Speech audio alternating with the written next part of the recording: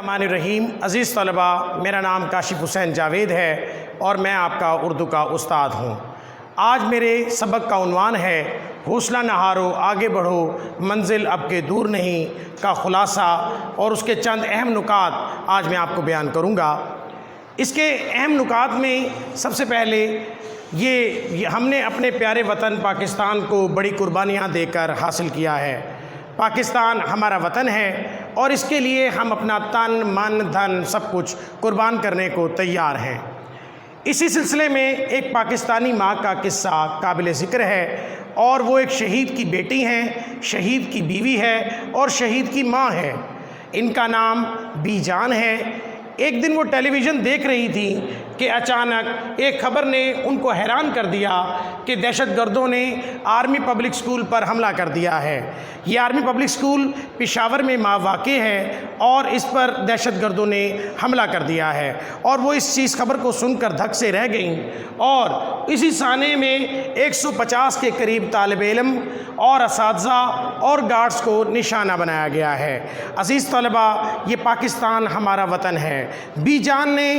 جان جو ایک شہید کی بیوی، شہید کی بیٹی اور شہید کی ماں ہے، انہوں نے جب یہ خبر سنی تو بے حد حیران ہوئیں اور پریشان ہو گئیں، اور ان کا دل دھک سے رہ گیا کہ یہ خبر سن کر نہ صرف پاکستان بلکہ پوری دنیا اس خبر کو سن کر تڑپ اٹھی۔ اور آپ لوگوں کو یہ بھی معلوم ہونا چاہیے، یہ پاکستان کی تاریخ کا سب سے المناک واقعہ تھا، جس میں طالب علموں کو، اساتذہ کو اور گارڈز کو نشانہ بنایا گیا۔ عزیز طلباء، بی جان کا ایک بیٹا احمد تھا، جو اپنے باپ اور نانا کی طرح آرمی میں ہی جانا چاہتا تھا۔ وہ ایک دن پہلے وہ اپنی ایبٹ آباد کاکول اکیڈمی میں سیکنڈ لیفٹیننٹ کی پوسٹ پر جا رہا تھا کہ اس نے اپنی والدہ سے کہا کہ میں بازار سے کچھ چیزیں لے آؤں، اور جب وہ بازار گیا تو وہاں جاتے ہی جب وہاں پر وہ سامان خرید رہا تھا تو وہاں ایک دھماکہ ہوا، جس کو سن کر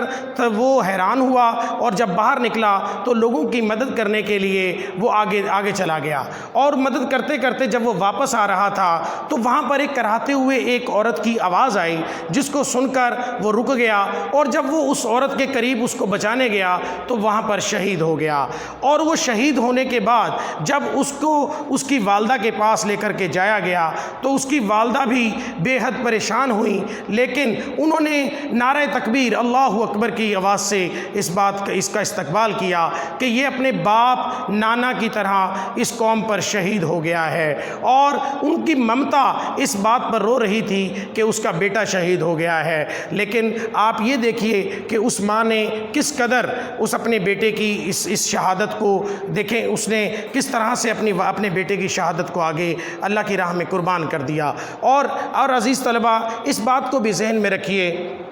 کہ بی جان کے بیٹے احمد نے فوج میں شمولیت تو اختیار کرنا تھی، لیکن وہ کیا ہوا، وہ شہید ہو گیا، اور بی جان ساری رات اس سوچ میں رہیں کہ میں اس کام کو کس طرح سے آگے بڑھاؤں۔ انہوں نے ایک دن پورے علاقے کو اکٹھا کیا اور انہیں کہا کہ ہم ایک ایسا ادارہ قائم کرنا چاہتے ہیں جس میں لوگوں کو آگاہ کیا جائے، لوگوں کو آگاہی دی جائے کہ لوگ سب سے پہلے ایک تو اپنے گھروں اور علاقوں کی دیواریں اونچی کروا لیں، دوسرا مشکوک افراد پر نظر رکھیں، اسکول کے ارد گرد کوئی ایسا شخص پھر رہا ہو اس پر بھی نظر رکھی جائے، اور زیادہ سے زیادہ لوگوں کو تعلیم کی طرف اجاگر، تعلیم کے زیور سے آراستہ کیا جائے۔ اور اپنی اس آگاہی کے سلسلے میں انہوں نے ایک ادارہ قائم کیا، اور وہ آگاہی سینٹر جو ہے انہوں نے اپنے گھر سے شروع کیا۔ یہ عزیز طلباء، آج کا ہمارا سبق تھا یہ حوصلہ نہ ہارو آگے بڑھو منزل اب کے دور نہیں۔ عزیز طلباء، اگر اس سبق کے حوالے سے آپ کو کچھ بھی مشکل درپیش ہو تو آپ مجھ سے